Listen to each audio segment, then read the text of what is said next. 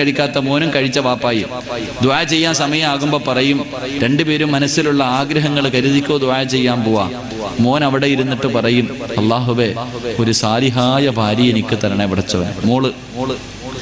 ഉമ്മായി മോളും അപ്പുറത്തിരിപ്പുണ്ട്. മോള് പറയും, അല്ലാ ഒരു നല്ല ഭർത്താവിനെ എനിക്ക് തരണേ പടച്ചവനെ. ഓള് ദുആ ചെയ്യണേ. ഇതാ വാപ്പ ഇപ്പുറത്തിരുന്നിട്ട് പറയാ, പടച്ചവനെ കെട്ടിയതിനെ ഒന്ന് നേരെയാക്കി തരണേ തമ്പുരാൻ. അച്ഛാ പയ്യന്റെ വാപ്പ ഇപ്പുറത്തിരുന്ന് പറയുന്നത് കെട്ടിയതിനെ ഒന്ന് നേരെയാക്കി തരാൻ. അപ്പൊ കെട്ടിയതും കെട്ടാത്തതും എല്ലാരും ഈ വിഷയത്തിൽ സമന്മാരാ. അള്ളാഹു നമ്മളൊക്കെ നന്നാക്കി തരുമാറാകട്ടെ. വെറുതെ ഒന്നും നല്ല ഭാര്യയും മക്കളെ ഒന്നും കിട്ടത്തില്ല. അതിന്റെ കാരണം എന്തെന്നറിയോ? അതുകൊണ്ടാണ് റസൂലുള്ളാഹി തങ്ങൾ പറഞ്ഞത്, വിവാഹം കഴിക്കുമ്പോ മോനെ നേരെ ചൊവ്വ നോക്കിയിട്ട് പെണ്ണ് കെട്ടണം. അതുകൊണ്ട് അള്ളാന്റെ റസൂല് പറഞ്ഞത്, അള്ളാഹുവിന്റെ റസൂല് പറഞ്ഞു, ഫളുഫറു ബിദാത്തി ദീൻ, ദീനുള്ള പെണ്ണിനെ വേണം വിവാഹം കഴിക്കാൻ. ദീനുള്ള പെണ്ണിനെ വിവാഹം കഴിച്ചാൽ അവളുടെ വയറ്റിൽ നല്ല മക്കൾ പിറക്കുമെന്ന് നബി മുഹമ്മദ് മുസ്തഫ. റോഡിന്റെ ചാരത്ത് ഫോൺ നമ്പർ തരാനും ചിരിക്കാനും ഒരുപാടെണ്ണം ഉണ്ടാകും. വിളിച്ചോണ്ട് വന്നാൽ കരയേണ്ടി വരും. നല്ല മക്കൾ ഉണ്ടാവില്ല. നല്ല മക്കളെ കിട്ടണമെങ്കിൽ, നല്ല ഒരു ജീവിതം ഉണ്ടാകണമെങ്കിൽ ദീനുള്ള പെണ്ണിനെ. ഇന്ന് ആരാ നോക്കണം? ഉസ്താദും നോക്കാറില്ല, ഹാജിയാക്കന്മാരെ നോക്കാറില്ല. ഇന്ന് എല്ലാവരും മക്കളുടെ കല്യാണ പ്രായം എത്തുമ്പോ നോക്കുന്നത് സ്ത്രീധനം എത്ര കിട്ടുമെന്നാ. എത്ര കിട്ടും സ്ത്രീധനം? പണം കിട്ടുമോ? ഒന്ന് പെറ്റതാണെങ്കിലും കുഴപ്പമില്ല, ഒന്ന് പെറ്റതാണെങ്കിലും കുഴപ്പമില്ല. അവനെക്കാളും വയസ്സ് കൂടിയതാണെങ്കിലും, ഒരുത്തന്റെ കൂടെ ഒളിച്ചോടിയതാണെങ്കിലും പൈസ കിട്ടുമെങ്കിൽ കെട്ടാൻ ചെറുപ്പക്കാര് തയ്യാറാ. ഇനി പയ്യന് പോയി കണ്ടു, ഇഷ്ടപ്പെട്ടു, പയ്യന് പോയി പെണ്ണ് കണ്ടു, ഇഷ്ടപ്പെട്ടു, വീട്ടുകാര് സമ്മതിക്കൂല പൈസ ഇല്ലാത്തതിന്റെ പേരിൽ.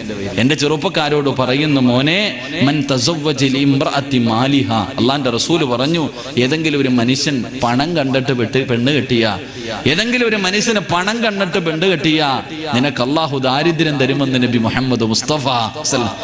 1 കോടി രൂപ വാങ്ങി കെട്ടിയവനാണെങ്കിൽ നീ യത്തീംഖാനയിലായി പോകും. അതാ ഒന്ന്. പെണ്ണിന്റെ പണം കണ്ടിട്ട് കല്യാണം കഴിക്കാൻ നിൽക്കണ്ട, നീ യത്തീംഖാനയിലാകും.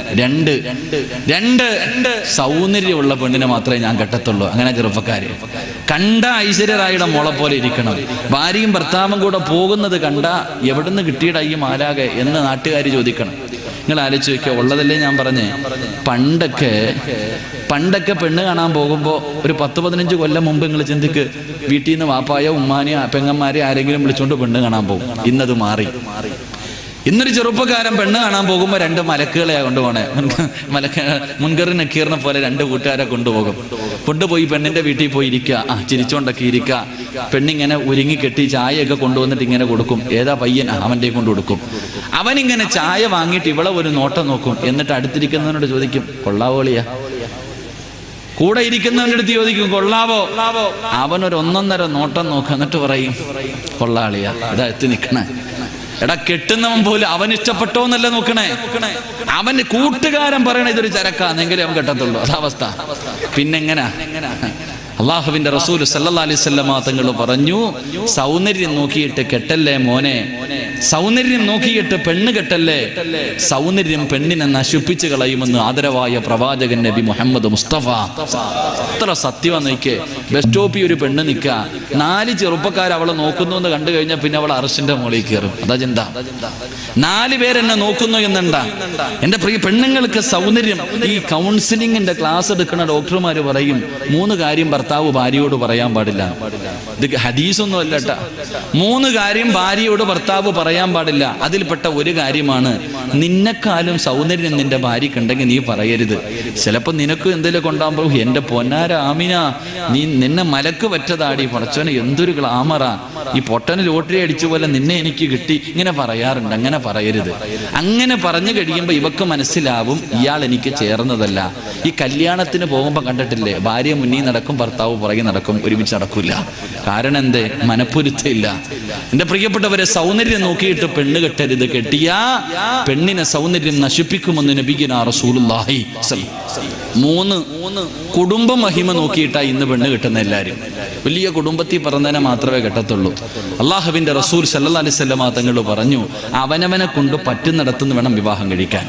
കുടുംബ മഹിമ നോക്കിയിട്ട് നിങ്ങൾ വിവാഹം കഴിച്ചാൽ നിനക്ക് ആ കുടുംബത്തിൽ ഒരു നിലയും വിലയും അവർ തരില്ല എന്ന് നബിയിന റസൂലുള്ളാഹി സ്വല്ലല്ലാഹു അലൈഹി വസല്ലം. വലിയൊരു പാവപ്പെട്ടവൻ ഒരു പണക്കാരന്റെ വീട്ടിൽ നിന്ന് പെണ്ണുകെട്ടി അമ്മായപ്പനോട് ചോദിക്കും, മരിമോൻ അതൊരു സാധുടാ, പറഞ്ഞിട്ട് കാര്യമൊന്നുമില്ല, 5 പൈസയുടെ കുറവുണ്ടെന്ന് ഞാൻ പറയാ, നിനക്കൊരു വില ആ വീട്ടിൽ ഉണ്ടാകൂല മക്കളെ.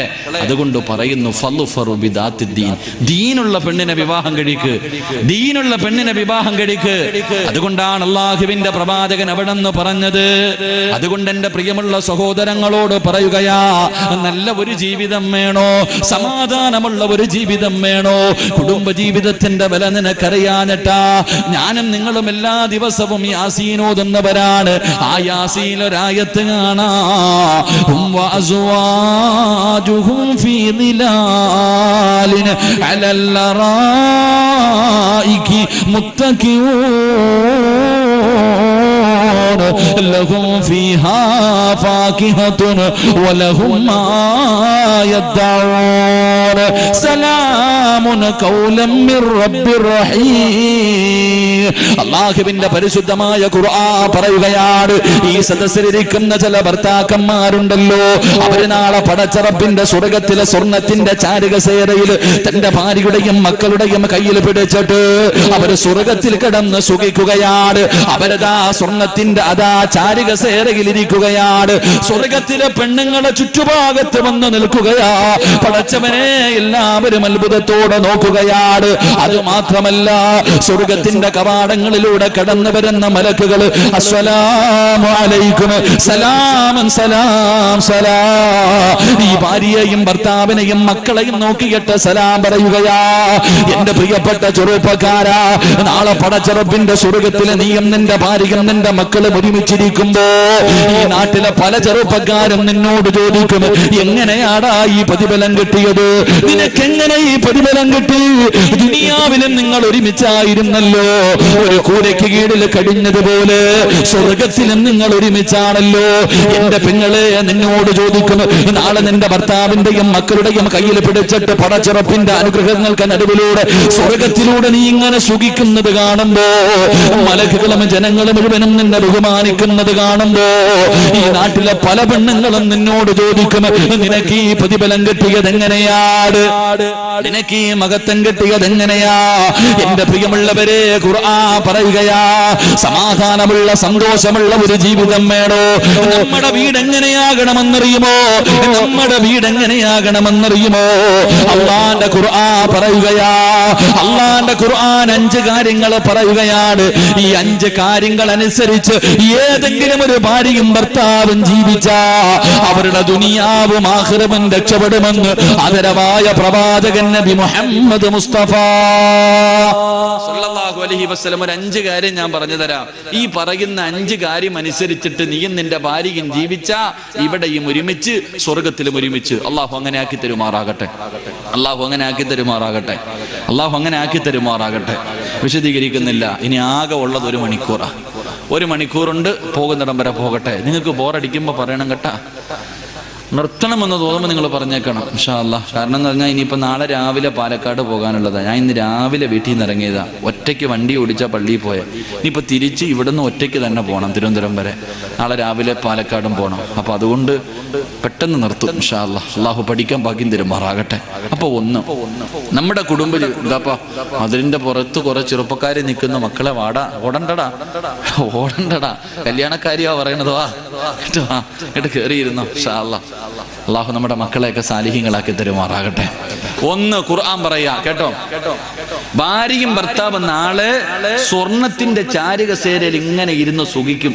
സ്വർഗത്തിലെ ഹൂറിലീങ്ങളായ പെണ്ണുങ്ങൾ ചുറ്റുഭാഗത്ത് നിൽക്കും. ഈ സ്വർഗവാസികൾ മുഴുവനും ചോദിക്കും, ആ പെണ്ണും ഭർത്താവ് ആരാപ്പാ പ്രശ്നം, ഇവരെങ്ങനെ ഒരുമിച്ച് ഇവിടെ? മലക്കുകൾ പോലും സലാം പറയുന്നു, എല്ലാവരും ബഹുമാനിക്കുന്നു. അങ്ങനെ നിനക്ക് അവിടെ എത്തണമെങ്കിൽ അള്ളാഹുവിന്റെ ഖുർആൻ പറയുകയാണ്, ഒന്നാമത്തെ കാര്യം വമിൻ ആയാതിഹി അൻ ഖലഖ ലക്കും മിൻ അൻഫുസികും അസ്വാജാ ലിതസ്കുനൂ ഇലൈഹാ. അല്ലാഹുവിന്റെ വിശുദ്ധമായ ഖുർആൻ പറയുകയാ, എന്റെയും നിങ്ങളുടെയും കുടുംബ ജീവിതത്തിൽ വേണ്ട ഒന്നാമത്തെ കാര്യം എന്തെന്നറിയുമോ? വമിൻ ആയാതിഹി അൻ ഖലഖ ലക്കും മിൻ അൻഫുസികും അസ്വാജാ ലിതസ്കുനൂ ഇലൈഹാ. എന്റെ പ്രിയപ്പെട്ട വാപ്പാ, നിനക്ക് ആത്മാർത്ഥമായിട്ട് നിന്റെ ഭാര്യയൊന്ന് സ്നേഹിക്കാൻ കഴിയുമോ? എന്റെ പ്രിയപ്പെട്ട പെങ്ങളെ, ആത്മാർത്ഥമായിട്ട് നിനക്ക് നിന്റെ ഭർത്താവിനെ ഒന്ന് സ്വീകരിക്കാൻ കഴിയുമോ? ഒന്ന് സ്നേഹിക്കാൻ കഴിയുമോ? പടച്ചവനെ, എവിടെയാണ് സ്നേഹമുള്ളത്? ഏത് ഭാര്യക്കാണ് ഭർത്താവിനോട് ആത്മാർത്ഥമായിട്ട് സ്നേഹമുള്ളത്? ഏത് ഭർത്താവിനാണ് ഭാര്യയോട് ആത്മാർത്ഥമായിട്ട് സ്നേഹമുള്ളത്?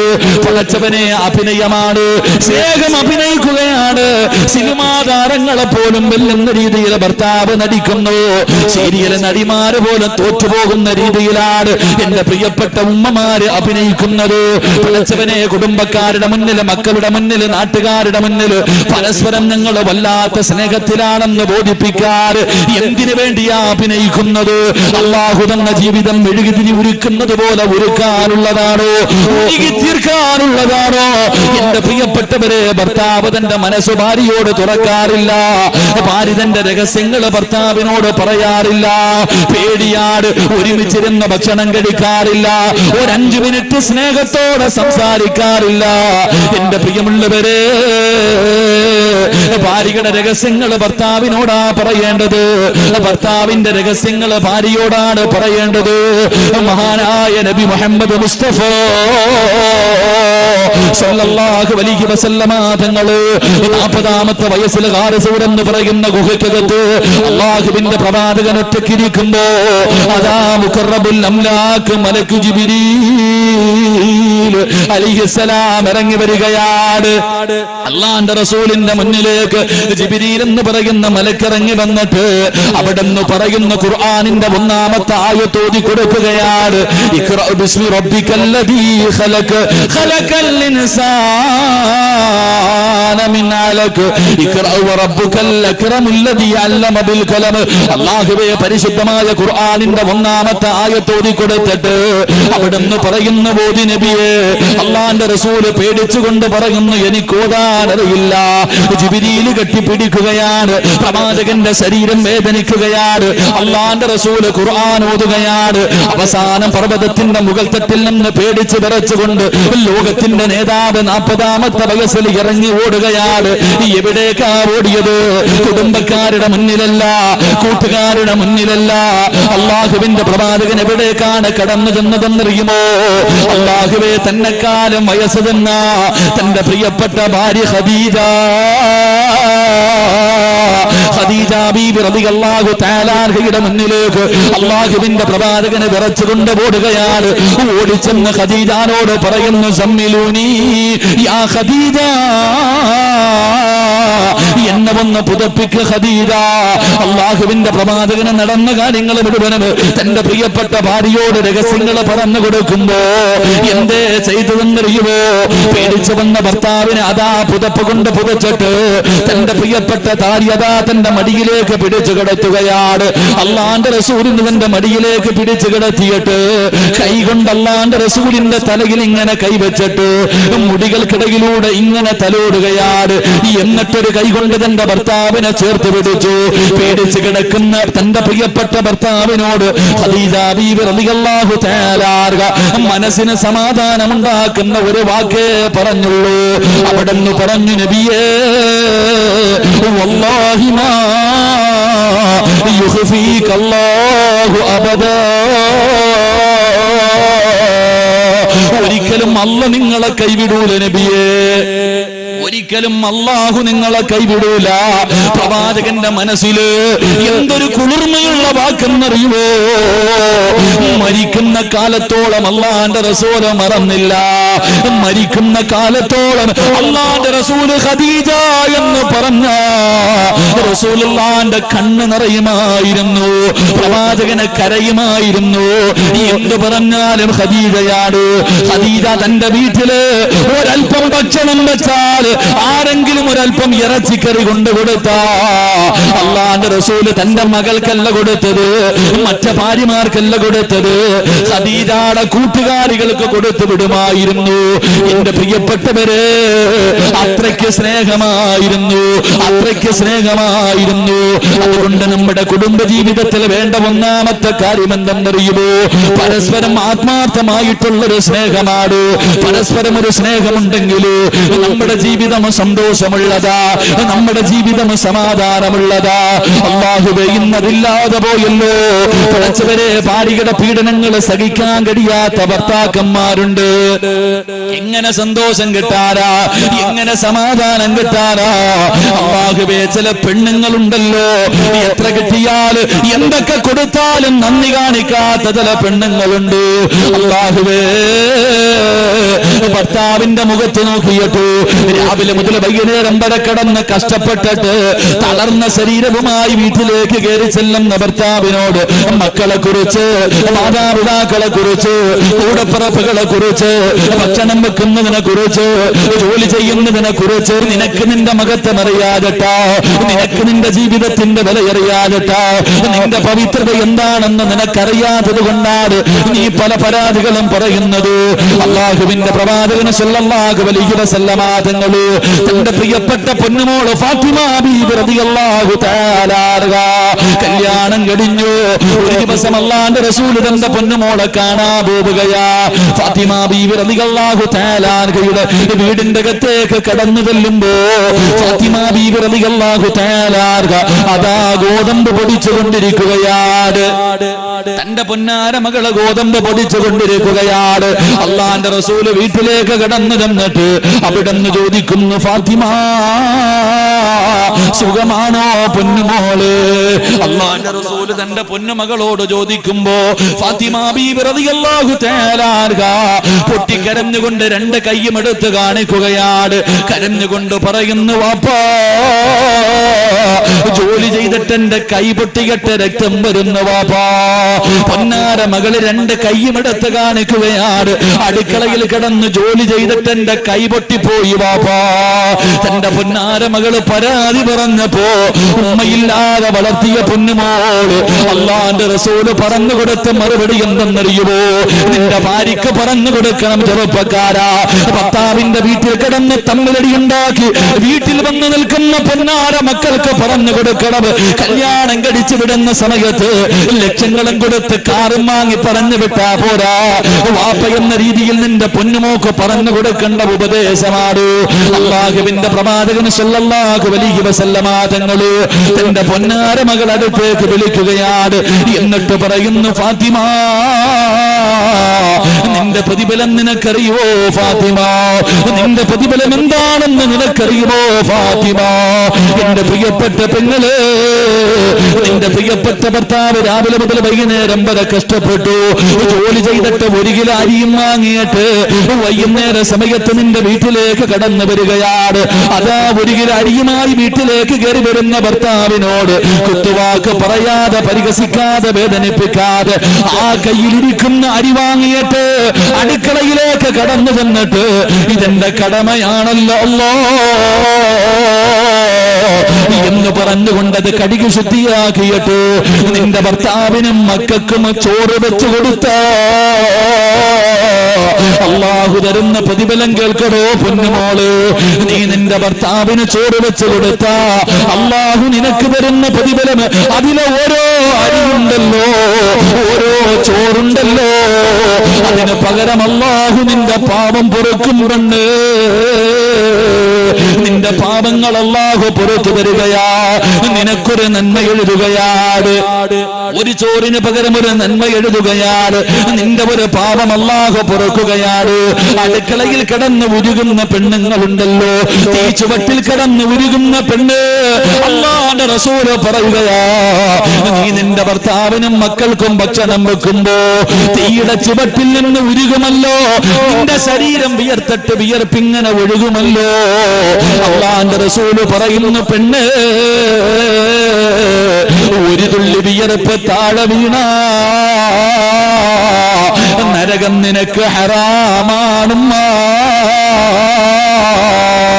അടുപ്പിന്റെ ചുവട്ടിൽ നിന്നിട്ട് നിന്റെ ശരീരം വിയർത്തിട്ട് വിയർപ്പ് തുള്ളി താഴെ വീഴുമ്പോ തുടയ്ക്കല്ലേ പെങ്ങള്, നരകത്തിൽ നിന്നുള്ള മോചനമാണ്.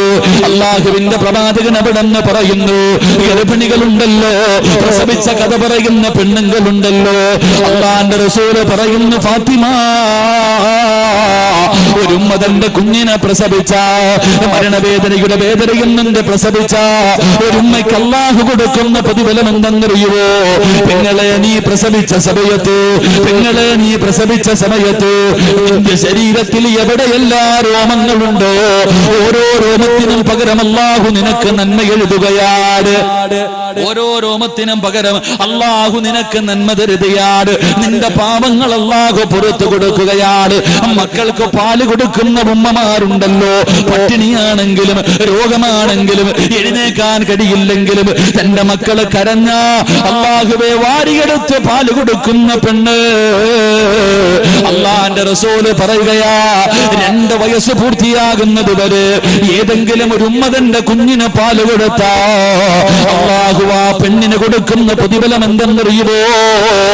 ബദറിലും ഉഹദിലും ഹന്തക്കിലും ഖൈബറിലും തബൂക്കിലും യർമൂക്കിലും പടച്ച റബ്ബിന്റെ ദീനിന് വേണ്ടി പോരാടിയ ശുഹദാക്കളുണ്ടല്ലോ, ബദരീങ്ങളുണ്ടല്ലോ, 1000 ശുഹദാക്കളുടെ പ്രതിഫലം പാല് കൊടുക്കുന്ന ഉമ്മയ്ക്ക് അല്ലാഹു കൊടുക്കുമെന്ന് ആദരവായ പ്രവാചകൻ നബി മുഹമ്മദ് മുസ്തഫ സല്ലല്ലാഹു അലൈഹി വസല്ലമ തങ്ങൾ പറയുകയാ, ഭർത്താവിന്റെ തുണി കഴുകാൻ ഭാര്യയ്ക്ക് മടിയാട്, ഭർത്താവിന്റെ വിയർപ്പ് കഴുകാൻ മടിയാട്. പടച്ചവര്, എന്റെ പ്രിയപ്പെട്ട പെങ്ങള്, നിന്റെ ഭർത്താവിന്റെ വസ്ത്രം കഴുകി കൊടുത്ത, നിന്റെ ഭർത്താവിന്റെ ഒരു ജോഡി വസ്ത്രം കഴുകി കൊടുത്ത അല്ലാഹു നിനക്ക് തരുന്ന പ്രതിഫലം കേൾക്കടോ, അല്ലാഹു നിനക്ക് തരുന്ന പ്രതിഫലം കേൾക്കടോ.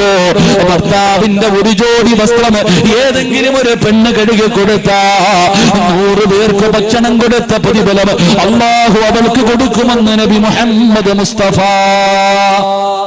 നബി മുഹമ്മദ് മുസ്തഫ എന്താ നബി മുഹമ്മദ് മുസ്തഫ. ഭാര്യക്ക് നീ പറഞ്ഞുകൊട്, പെണ്ണെ, ചോറ് വെച്ച ഒരു ചോറിന് പകരം ഒരു നന്മ, ഒരു പാപം അല്ലാഹു പൊറുക്കും. അടുക്കളയിലെ തീയുടെ ചുവട്ടിൽ നിന്ന് പെണ്ണുരുകിയാൽ ശരീരം വിയർത്താൻ നരകമോചനം. പ്രസവിച്ച ശരീരത്തിലെ രോമങ്ങൾക്കനുസരിച്ച് നന്മ, പാപം പൊറുക്കും. പാല് കൊടുത്ത 100,000 ശുഹദാക്കളുടെ പ്രതിഫലം. ഭർത്താവിന്റെ വസ്ത്രം കഴുകി കൊടുത്ത, ഭർത്താവിന്റെ ഒരു ജോഡി വസ്ത്രം കഴുകി കൊടുക്കുന്ന ഭാര്യ, അവള് കുത്തുവാക്കു പറയൂല, ഭർത്താവിന്റെ വിയർപ്പ് കഴുകാൻ അവക്കൊരു മടിയുമില്ല. ഒരു ജോഡി വസ്ത്രം കഴുകി കൊടുത്ത 100 പാപങ്ങൾക്ക് ഭക്ഷണം കൊടുത്ത പ്രതിഫലം കിട്ടുമെന്ന് നബിയുനാ റസൂലുള്ളാഹി. നബിയുനാ റസൂലുള്ളാഹി. ആ കുടുംബജീവിതം എന്ത് രസമെന്നറിയോ?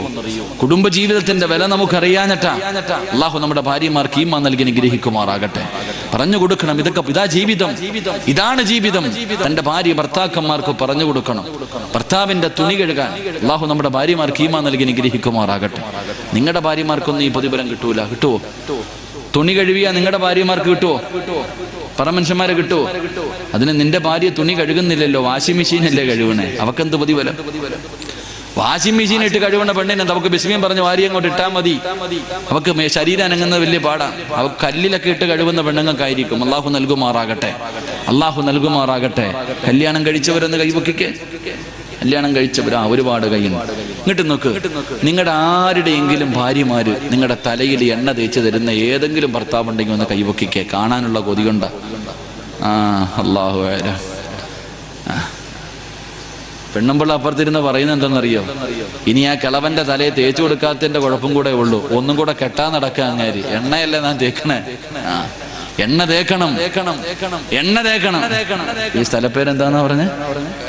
കായംകുളം. അടികൊള്ളുന്നവൻ ചെണ്ട പറ, അടികൊള്ളുന്നവൻ ചെണ്ട, പണം വാങ്ങുന്ന ആരാ? മാരാര്. നെഞ്ചു പൊട്ടിയിട്ട് വഴുതു പറയുന്ന ഉസ്താദിന് പച്ചവെള്ളം പോലും ഇല്ല, കേൾക്കാൻ വന്നവർക്ക് ചുക്ക് കാപ്പി. കൂടി ശരി. അല്ലാഹു ഹൗദുൽ കൗസർ നൽകി അനുഗ്രഹിക്കുമാറാകട്ടെ. എന്റെ പ്രിയപ്പെട്ട സഹോദരങ്ങൾ, എങ്ങോട്ട് നോക്ക്. ഭർത്താവിന്റെ തലയിൽ ഭാര്യ എണ്ണ തേച്ചു കൊടുക്കണം. ഭർത്താവിന്റെ തലയിൽ എണ്ണ തേച്ചു കൊടുക്കുന്ന ഭാര്യയ്ക്ക് അള്ളാഹു കൊടുക്കുന്ന പ്രതിഫലം എന്തെന്നറിയോ? ഇവള് വിചാരിച്ചിരിക്കുന്നത് കല്യാണം കഴിഞ്ഞ് 3 മാസം മാത്രം തേച്ചാൽ മതി എന്നല്ല. മരിക്കുന്നതിന്റെ 99 വയസ്സ് വരെ നിന്റെ ഭർത്താവ് ജീവിച്ചു. ആ മരിക്കുന്നതിന്റെ തലേ ദിവസമാ മോളെ ഏറ്റവും കൂടുതൽ സ്നേഹം വേണ്ടത്. കല്യാണത്തിന്റെ 1ാമത്തെ രാത്രി നിന്റെ ഭർത്താവിനോടുണ്ടായിരുന്നതിനേക്കാളും സ്നേഹം മരിക്കുന്നതിന്റെ തലേ ദിവസം ഉണ്ടാകണം. അപ്പോഴേ നീ യഥാർത്ഥ ഭാര്യയാകത്തുള്ളൂ. അള്ളാഹു ഈമാൻ തരുമാറാകട്ടെ. ഭർത്താവിന്റെ തലയിൽ എണ്ണ തേച്ചു കൊടുക്കുന്ന ഭാര്യക്ക് അള്ളാഹു കൊടുക്കുന്ന പ്രതിഫലം എന്തെന്നറിയോ? അള്ളാഹു കൊടുക്കുന്ന പ്രതിഫലം എന്തെന്നറിയോ? അള്ളാഹു അവളുടെ മരണവേദന കുറച്ചു കൊടുക്കും. അള്ളാഹു ഈമാൻ നൽകുമാറാകട്ടെ. അള്ളാഹു ഈമാൻ നൽകുമാറാകട്ടെ. ഭർത്താവിന്റെ മീശ വെട്ടിക്കൊടുക്കണ ഭാര്യമാരുണ്ടോ? ഭർത്താവിന്റെ മീശ വെട്ടിക്കൊടുക്കണ ഭാര്യമാരുണ്ടോ? ഉണ്ടോ? വെട്ടിത്തരാറുണ്ടോ? നീ ബംഗാളി എടുത്തല്ലേ കൊണ്ടു കൊടുക്കണേ? നിന്റെ കടയിലാ ഭാര്യ എടുത്തു കൊടുക്കണം. പണ്ട് നിന്റെ അത്തായി അമ്മായി നിന്റെ വാപ്പായി ഉമ്മായൊക്കെ പണ്ട് ബാർബർ ഷോപ്പ് ഒന്നും ഇല്ലാത്തൊരു കാലത്ത് വെള്ളിയാഴ്ച 9 മണിയാകുമ്പോ വാപ്പ കയറിയിരിക്കും, ഉമ്മ വെട്ടിക്കൊടുക്കുന്ന ഒരു കാലം ഉണ്ടായിരുന്നു. അതായിരുന്നു ജീവിതം. അത് കണ്ടു വളർന്ന നിനക്കതില്ലാതെ പോയി. എന്റെ വാപ്പായി ഉമ്മായും തമ്മിലുള്ള ആ ബന്ധം നിനക്കില്ലാതെ പോയി. എന്റെ പ്രിയപ്പെട്ടവരെ, ഭർത്താവിന്റെ മീശ ഭാര്യ വെട്ടിക്കൊടുക്കണം. അള്ളാഹു അവൾക്ക് കൊടുക്കുന്ന പ്രതിഫലം സ്വർഗമാണ്. ഒരുപാട് പ്രതിഫലം. ഈ പെണ്ണുങ്ങൾക്ക് അറിയാഞ്ഞിട്ടാ എന്ത് ചെയ്താലും കുറ്റവും കുറവും പറയുന്ന ഭാര്യ. റസൂലുള്ളാഹി തങ്ങൾ പറഞ്ഞു, രാത്രി വീട്ടിലേക്ക് കയറി വരുന്ന ഭർത്താവിന് കിടന്നുറങ്ങാൻ ഒരു പുതപ്പ് വിരിച്ചു കൊടുത്ത, രാത്രി വീട്ടിൽ കയറി വരുന്ന ഭർത്താവിനെ കിടക്കാൻ ഏതെങ്കിലും ഒരു പെണ്ണൊരു പുതപ്പ് വിരിച്ചു കൊടുത്ത സുബഹി വരെ ഒരു മലക്ക് അവക്ക് വേണ്ടി ദുആ ചെയ്യുമെന്ന് നബിയുനാ റസൂലുള്ളാഹി അല്ലാഹു ഈമാൻ നൽകി അനുഗ്രഹിക്കുമാറാകട്ടെ. ഇതാ ജീവിതം, ഇതാ ജീവിതം. കുടുംബ ജീവിതത്തിനേക്കാളും സന്തോഷമുള്ള ഒന്നുമില്ല. അത് മനസ്സിലാക്കുമ്പോൾ അത് സന്തോഷവും സമാധാനവും, ഇല്ലെങ്കിൽ വല്ലാത്ത ത്യാഗമായി മാറും. അല്ലാഹു ഈമാൻ നൽകി അനുഗ്രഹിക്കുമാറാകട്ടെ. എൻ്റെ പ്രിയപ്പെട്ട സഹോദരങ്ങൾ, അതുകൊണ്ട് പരസ്പരം ഒന്ന് സ്നേഹിക്ക്, പരസ്പരം ഒന്ന് മനസ്സിലാക്ക്. ഇന്നിപ്പോ ചില ചെറുപ്പക്കാരുണ്ട്, പഠിച്ചവനെ ഭാര്യയെ തല്ലുന്ന ചെറുപ്പക്കാരുണ്ട്. അത് വലിയ ആണത്തോന്നാ വിചാരിക്കണേ. എടാ, കെട്ടിയ പെണ്ണിനെ തല്ലുന്ന ചെറുപ്പക്കാരുണ്ട്. വൈകുന്നേരം കാണുമ്പോ പറയാ, അളിയാ ഇന്നലെ കൊടുത്തളിയാ, പെടലി നടുവൊരെണ്ണം കൊടുത്തളിയാ. കൂട്ടുകാരനോട് പറയാ, അവൻ പറയുന്നത് നീ തല്ല ചെയ്ത് ഞാൻ ചവിട്ടുമായിരുന്നളിയാ തറയിലിട്ട്. അതാ നാണം ഉണ്ടാവണോടാ. കെട്ടിയ പെണ്ണിനെ കൊണ്ടുവന്നിട്ട് തല്ല നിനക്ക് എങ്ങനെ കഴിയുന്നടാ? രാവിലെ മുതൽ വൈകുന്നേരം വരെ രാവിലെ 5 മണിക്ക് എഴുന്നേക്ക് ഈ പാവം. അല്ലാഹുവേ പടച്ചവനെ, രാത്രി 10 നിന്നെ നോക്കണം, നിന്റെ മക്കളെ നോക്കണം, നിന്റെ ഉമ്മാനെയും വാപ്പാനെയും നോക്കണം, നിന്റെ കൂടപ്പുറപ്പിനെ നോക്കണം. പടച്ചവനെ, നീ അവിടെ ചോറ് കഴിച്ചോന്നെങ്കിലും ചോദിക്കോ? ഒരു അടിമയ്ക്ക് കൊടുക്കുന്ന വിലയെങ്കിലും ഭാര്യയ്ക്ക് കൊടുക്കാത്ത ഭർത്താക്കന്മാരുണ്ട്. രാവിലെ മുതൽ വൈകുന്നേരം വരെ കിടന്ന് കഷ്ടപ്പെട്ടാലും തല്ലുക. എങ്ങനെ കഴിയുന്ന ചെറുപ്പക്കാരാ? എടാ, നിങ്ങൾക്കൊക്കെ കുടുംബജീവിതം, ഈ കല്യാണം എന്ന് പറയുന്ന ഒരു സമ്പ്രദായം ഉണ്ടല്ലോ, നിക്കാഹ്. ഈ നിക്കാഹ് പറയുമ്പോ ഈ പെണ്ണിന്റെ വാപ്പ നിന്റെ കൈ പിടിച്ചിട്ട് പറഞ്ഞു തരുന്ന ഒരു അറബി വാക്കുണ്ട്. അതിന്റെ അർത്ഥം നിനക്ക് അറിയുമായിരുന്നെങ്കിൽ നീ നിന്റെ ഭാര്യയെ തല്ലൂല. അതുപോലും അറിയില്ലല്ലോ. പെണ്ണ് കെട്ടാനിരിക്കുന്ന മക്കള് പഠിച്ചോ. എടാ, കയ്യിൽ ഇങ്ങനെ പിടിച്ചിട്ട് പറയും,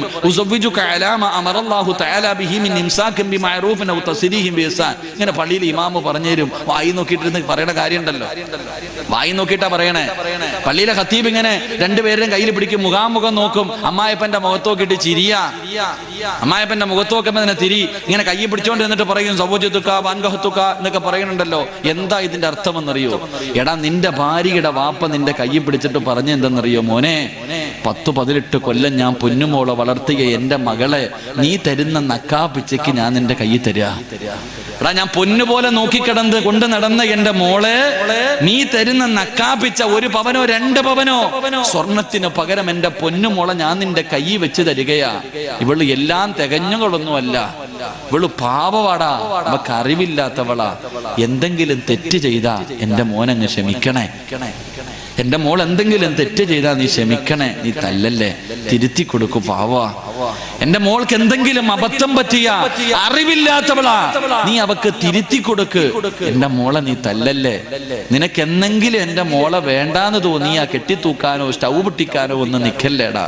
എന്റെ കരളിനെ എന്റെ കയ്യിലേക്ക് തന്നെ തിരിച്ചു തരണേന്നാ ആ പെണ്ണിന്റെ വാപ്പ നിന്റെ കയ്യിൽ പിടിച്ചു പറഞ്ഞത്. അതറിയുമായിരുന്നെങ്കിൽ നീ അവളെ തല്ലൂല. അള്ളാഹു നമുക്ക് ഈമാൻ നൽകി അനുഗ്രഹിക്കുമാറാകട്ടെ. അങ്ങനെ പുരഞ്ഞ് മേടിച്ചിട്ട് വന്ന ഭാര്യ നീ ഇന്ന് അടിമയെ പോലെ ഇട്ട് തല്ലുന്നത് ചില ഭർത്താക്കന്മാരുണ്ട്. അള്ളാഹു നമ്മുടെ നമ്മുടെ സഹോദരങ്ങൾക്ക് അള്ളാഹു ഈമാൻ നൽകി അനുഗ്രഹിക്കുമാറാകട്ടെ. എൻ്റെ പ്രിയപ്പെട്ട സഹോദരങ്ങൾ, അത് സ്നേഹിക്ക്, പരസ്പരം മനസ്സിലാക്ക്. ഇന്ന് പിന്നെ എന്തിനും തലാക്കാണല്ലോ, എന്ത് പറഞ്ഞാലും തലാക്ക്, വഴക്കും ബഹളവും. ഈ കരുനാഗപ്പള്ളി ഭാഗത്ത് ഞാനൊരു സ്ഥലത്ത് വഴുതിന് വന്നിട്ട് തിരിച്ചു പോകുമ്പോൾ 2 ചെറുപ്പക്കാർ ബൈക്കിൽ വന്നു. ഞാൻ വിചാരിച്ചു തല്ലാൻ വന്നതാണ്. അങ്ങനാണല്ലോ, ഇപ്പൊ ഒന്നും പറയാൻ പറ്റത്തില്ല. പറഞ്ഞു കഴിഞ്ഞാൽ ഉണ്ടതിനുണ്ട് വരും, അതാവസ്ഥ അല്ലേ? ഒന്നും പറയാൻ പറ്റത്തില്ല. ശരി, അള്ളാഹു നമുക്ക് ഹിദായത്ത് നൽകി അനുഗ്രഹിക്കുമാറാകട്ടെ. എൻ്റെ പ്രിയപ്പെട്ട സഹോദരങ്ങൾ, അപ്പം 2 ചെറുപ്പക്കാർ ബൈക്കിൽ വന്നു. അപ്പൊ ഞാൻ, എന്താ മോനെ ഉസ്താദെ, സംശയം ചോദിക്കാൻ വന്നതാ. ഞാൻ ചോദിച്ചു, എന്തുവാ മോനെ ഉസ്താദെ, കല്യാണം കഴിഞ്ഞിട്ട് 23 ദിവസമായി. ഞാനും എൻ്റെ ഭാര്യയും തമ്മിൽ വഴക്കൂടി. ഇവനാണെങ്കിൽ ഒരു മോതിരം പണയം വെക്കാൻ ചോദിച്ചു. ആ പാവം കൊടുത്തില്ല. അതിനെ കുറ്റം പറയാൻ പറ്റത്തില്ലല്ലോ. ഒരു മോതിരം കണ്ട സ്വർണം പണയം വെക്കാൻ ചോദിച്ചു. ആ പാവപ്പെട്ടവള് കൊടുത്തില്ല. 1 പറഞ്ഞു 2 പറഞ്ഞു, വഴക്കായി. കല്യാണം കഴിഞ്ഞിട്ട് 23 ദിവസം. അവസാനം വഴക്ക് പറഞ്ഞിട്ട് ഇയാൾക്ക് ദേഷ്യം വന്നപ്പോൾ 3 തലാക്കും എന്ന് പറഞ്ഞു. തൻ്റെ ഭാര്യയെ 3 തലാക്കും പറഞ്ഞു. ഇനി എന്ത് ചെയ്യണമെന്ന് അറിയില്ല. ഇപ്പൊ എൻ്റെ അടുത്ത് വന്നിട്ട് പറയാ, ഉസ്താദ് ദേഷ്യം വന്നപ്പോൾ പറഞ്ഞതാ, എനിക്ക് അവളെ തന്നെ വേണം ഉസ്താദ്, എന്തെങ്കിലും വഴിയുണ്ടോ? ഞാൻ ചോദിച്ചു, നീ തലാക്ക് പറഞ്ഞോ? ഉറപ്പായിട്ടും പറഞ്ഞു ഉസ്താദ്. ഉറപ്പായിട്ടും പറഞ്ഞു. അപ്പൊ ഞാൻ പറഞ്ഞു, ഇനി ഇസ്ലാമിന്റെ നിയമം, ആ പെണ്ണിനെ മറ്റൊരുത്തം വിവാഹം കഴിക്കണം, എന്നാലേ നിനക്ക് കെട്ടാൻ പറ്റൂ. അപ്പൊ ഇവൻ ചെയ്ത പണി എന്തെന്നറിയോ? ഇവന്റെ പുറകെ നിൽക്കുന്ന ഒരു കൂട്ടുകാരനെ കാണിച്ചിട്ട് പറയാ, ഉസ്താദെ, ഇവൻ എൻ്റെ ഭാര്യയെ കെട്ടാൻ തയ്യാറാണ്. ഞാനിങ്ങനെ നോക്കി, പൊട്ടന് ലോട്ടറി അടിച്ച പോലെ ഒരുത്തൻ പുറകെ നിൽക്കുക വല്ലവന്റെ പെണ്ണമ്പിള്ളയെ കെട്ടാൻ.